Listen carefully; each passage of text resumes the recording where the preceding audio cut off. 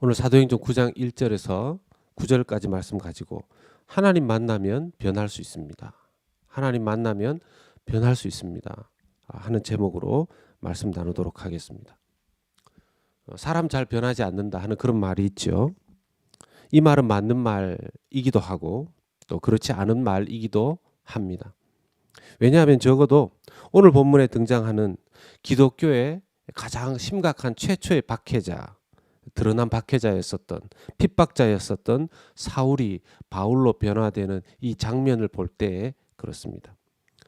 초대교회 상황에서 예수님의 이름과 그 복음이 세상에 번져가면서 교회를 세우시는 하나님의 역사를 볼 때 특별히 초대교회 형성과 신약 성경 기록에 큰 공헌을 한 사도 바울이 회심하는 장면, 바로 이 사도행전 9장에 기록되어져 있습니다. 그 사울의 사도 바울로 변화되는 가장 중요한 장면인 이 장면을 통해서 우리가 깨달아야 되는 교훈과 또 우리의 삶에 실천하고 적용해야 될 것이 무엇인지 살펴보기를 원합니다. 첫 번째는요, 사람은 잘 변하지 않습니다. 그러나 하나님은 하실 수 있다라는 것입니다. 사람 잘 변하지 않지만 하나님은 하실 수 있다라는 것이죠. 9장 1절의 말씀에 보면 중간쯤에 여전히라는 단어가 있습니다. 주목해서 볼 필요가 있습니다. 여전히. 언제부터 여전히라는 것입니까? 일단 성경에 드러난 바에 의하면 사도행전 7장 58절에서부터 8장 3절에 보면 스데반 집사가 순교하는 장면이 나오죠. 그때 사도 바울의 옛 이름으로 불려진 이 사울이라는 이름의 사람이 가장 최초로 성경에 등장합니다. 그때로부터 지금까지 여전히라는 뜻이죠. 스데반이 돌에 맞아서 순교하는 그 죽음을 직접 보았지만 그것으로 사울은 만족하지 않습니다. 이후로도 계속해서 여전히 기독교인들을 말살하기 위해서 이 다메섹까지 오게 됩니다. 예루살렘에서 열심히 걸으면 한 일주일 정도를 걸으면 도착할 수 있는 곳이라고 합니다. 아주 열심히 걸으면 말이죠. 당시에 다메섹은 유대 땅이 당연히 아니었고요.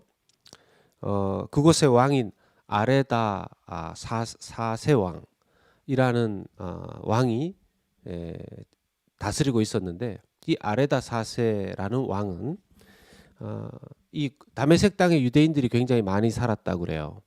그래서 이 유대인들의 환심을 사기 위해서 유대 종교에 대해서 열린 정치와 정책을 폈었고, 심지어는 유대의 대제사장의 권위를 많이 인정해주는 그런 왕이었다고 합니다. 그러니까 사도 바울은 대제사장의 공문을 들고, 사실 대제사장은 유대 대제사장인데 이게 다른 나라에 가서 뭐가 쓰일 수 있겠습니까마는 적어도 다메섹이라는 나라에서만은 유대 대제사장의 공문이 먹혀 들어가는 것이었죠. 아주 주도 면밀한 사도 바울의 모습을 봅니다. 이런 사람, 여전히 이렇게 살기등등한 이 사람 어떻게 변화될 수 있을까 생각해 볼 수 있겠죠.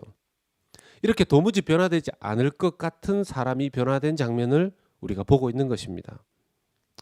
그런 측면에서 아무리 우리 생각에 변화되지 않을 것 같은 사람도 하나님이 역사하시면, 하나님이 만나주시면 변화할 수 있다는 그 하나님의 절대 주권과 섭리의 영역에 우리가 변화되지 않을 것 같은 그 사람을 맡겨드리는 그 믿음, 그 열린 믿음이 우리에게 있어야 할 줄로 믿습니다.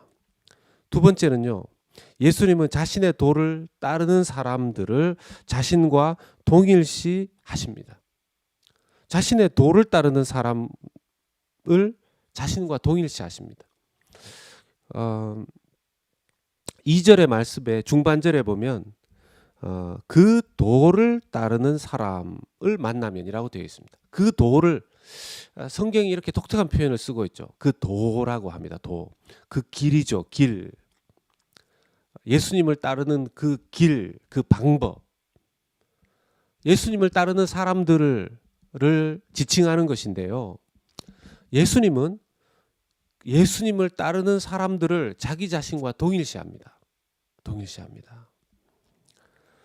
3절의 말씀에 보면 이제 그 다메섹으로 가는 길에 길을 가다가 다메섹에서 빛을 봅니다. 이 사울은 빛을 봅니다. 그리고 4절에 보면은 소리를 듣습니다. 빛을 보고 소리를 듣습니다. 어떤 소리를 듣느냐 하면 4절에 사울아 사울아 이런 소리를 듣습니다. 뭐 제가 말하듯이 이렇게 하지 않고 하나님의 목소리로 하셨겠죠. 사울아 사울아. 성경에서 이런 식으로 이름을 2번씩 부르시면서 급박하게 자신의 사람을 부르시고 자기를 나타내신 적이 몇 번 있습니다. 가끔씩. 아브라함이 자기 아들 이삭을 제물로 바치기 위해서 칼을 들었을 때 그때 하나님께서 아브라함아 아브라함아 하고 2번 부르십니다. 그리고 모세를 하나님께서 떨기나무로 부르셨을 때 거기에서 그 떨기나무를 보면서 그것을 의아해하고 당황하는 모세를 향하여서 하나님께서 모세야 모세야 하고 2번 부르십니다. 이런 식으로 하나님께서 지명하여 누군가를 특정하여 부르실 때 2번씩 이렇게 부르시는데 지금 이 장면에서 사울아 사울아 이렇게 2번 부르시는 장면이 나옵니다. 그러면서 하시는 말씀이 4절 하반절에 네가 어찌하여 왜 나를 박해하느냐 하고 말씀하십니다. 그 도를 따르는 사람들, 그 예수님을 따르는 사람들을 박해하기 위해서 올라가는 사울을 향하여서 예수님은 어찌하여 왜 나를 박해하느냐 하고 말씀하십니다. 동일시하시는 것이죠. 5절에서 한 번 더 확실하게 말씀하십니다. 대답하되 주여 누구시니까?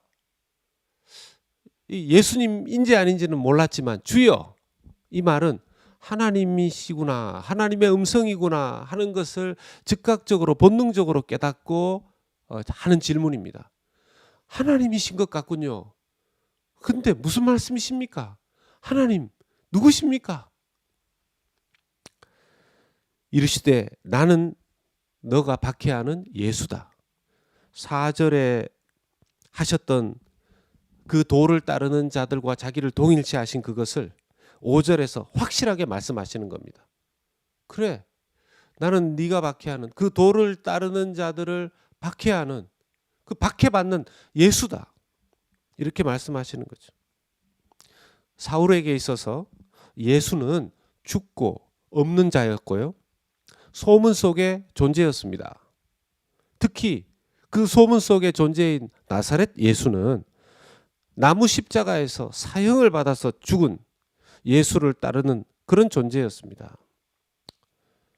그가 직접 예수님의 부활을 보지 못했겠죠.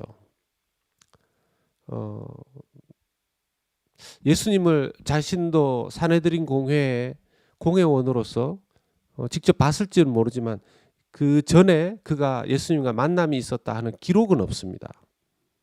그런데 어쨌든 그가 판단하기로는 그 예수를 그 나사렛 예수를 믿을 수는 없었다라는 거죠.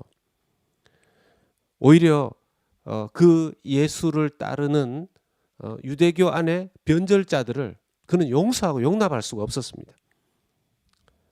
그런데 그들을 잡아서 예루살렘으로 데리고 가려고 하는 사울에게 하나님이 나타나셨고 그 도, 즉 예수를 따르는 자들과 자기를 동일시하는 하나님의 빛 안에서 예수 그리스도와 그 음성을 듣게 된 것입니다. 교회는 이 땅에 세워진 예수님을 대표하는 공동체입니다.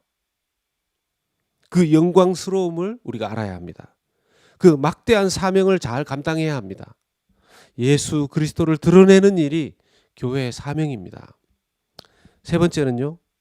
믿을 때 확실하게 믿어야 합니다. 이걸 좀 저는 강조하고 싶은데요. 믿을 때 좀 확실하게 믿을 수 있는 것. 그 영광스러운 초자연적인 예수 그리스도의 만남은 사울에게는 엄청난 충격이었을 겁니다. 이건 이미 그 영광스러운 빛을 보았을 때 눈이 멀어버렸어요. 3일 동안 눈을 뜰 수 없었다고 말합니다. 그리고 그 음성을 듣고 그는 그 자리에 주저앉아 버렸던 것 같습니다. 힘이 다 빠져버렸던 것 같아요. 어떻게 보면 당연한 거죠.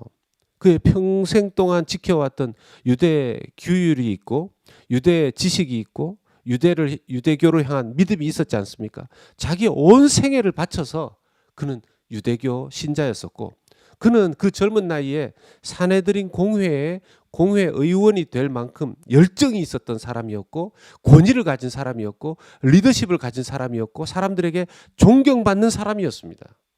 유대교의 지도자 중에 지도자였었던 것이죠.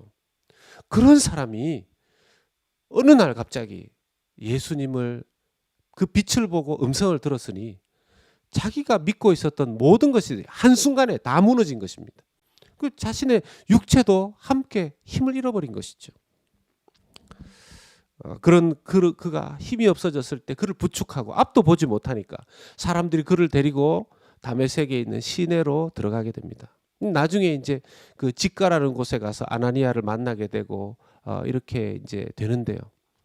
9절의 말씀 같이 한번 보실 수 있으면 좋겠습니다. 오늘 9장 9절의 말씀에 사흘 동안 보지 못하고 이 초자연적인 역사 속에서 그는 눈을 뜨지 못합니다. 보지 못합니다. 그리고 먹지도 마시지도 아니하니라. 9절의 말씀을 잘 보면 보지 못한 것은 초자연적인 역사 때문에 볼 수가 없었어요. 볼 수가 없었습니다. 그런데 먹지도 마시지도 않은 것은 초자연적인 역사 때문이 아니고 자기의 자의로 그렇게 한 것입니다. 3일 동안 금식한 것이죠. 먹지도 마시지도 않았다고 합니다. 눈이 먼 것은 이 초자연적인 기적 같은 역사 때문에 그렇게 되었지만 먹지도 마시지도 않는 사흘 3일 동안의 금식은 왜 했겠습니까? 3일 동안 그는 뭘 했겠을까요? 뭘 했을까요? 금식하면서 기도했겠죠. 자기를 돌아보았을 겁니다. 자기가 믿고 있는 것, 자기가 지금까지 구약 성경을 연구했던 것, 그 어떤 랍비보다도 구약 성경을 잘 알고 있었던 사람, 구약 성경을 달달 외웠을 것입니다. 그게 가능하다고요? 가능하더군요. 제가 봤습니다. 제가 미국에 와서 신학교의 교수님 중에서 그 교수님이 구약 성경 히브리어를 성경 본문을 보지도 않고 보드에 이렇게 막 쓰는 것을 봤습니다. 역시 뭐 하나님 그런 은사를 주셨더라고요. 그러니까 사도 바울쯤 되었으면 그때 구약을 거의 외웠겠죠. 히브리어를 이렇게 아주 안 보고도 쓸 수 있을 정도로. 그런 그가 구약 성경 전체를 돌아보면서 오시기로 했던 그 메시아가 예수님이었구나. 그리고 자기가 스데반을 죽이는 일에 앞장섰고 정말 예수를 그렇게 미워했고 그리고 예수를 믿는 자들을 그 도를 따르는 자들을 핍박하고 살기등등하게 다녔던 그 모든 것들을 회개하는 시간을 가졌을 것입니다. 그 이후에도 그는 아라비아 광야에 가서 3년을 지냈다는 이야기도 있지만요. 첫 초기에 그는 믿을 때 확실하게 그 믿음을 정리한 것입니다. 오랫동안 신앙생활을 했지만 확신이 없는 분들을 저는 자주 봅니다. 자신에게 어떤 확신이 있는지 없는지조차 모르는 분들도 꽤 계시는 것을 봅니다. 저는 성도라면 복음에 대한 확신이 있어야 한다고 봅니다. 교회가 성도들이 얼마나 이 확신이 있느냐에 따라서 신앙생활의 퀄리티가 달라지는 것입니다. 그런 의미에서 이번 저희 교회의 원투원 성경 공부가 모든 성도들 안에서 은혜롭게 모두 다 이루어질 수 있기를 저는 기도하고 있습니다. 말씀 맺습니다. 살기등등했던 위협자 사울이 이렇게 변화가 됩니다. 우리 주변에 도무지 바뀔 것 같지 않은 사람도 하나님 만나면 바뀔 것입니다. 주님의 교회는 주님의 대표자입니다. 영광스러운 본분을 다하고 교회를 사랑해야 할 것입니다. 그리고 믿음의 확신, 복음의 확신이 있는 교회 될 수 있도록 우리가 결단이 필요합니다. 그리하여 변화된 사도 바울과 같은 교회, 확신 가지고 주님을 전하는 우리 새로운 교회 될 수 있기를 예수 그리스도의 존귀하신 이름으로 부탁드리고 축원합니다. 아멘.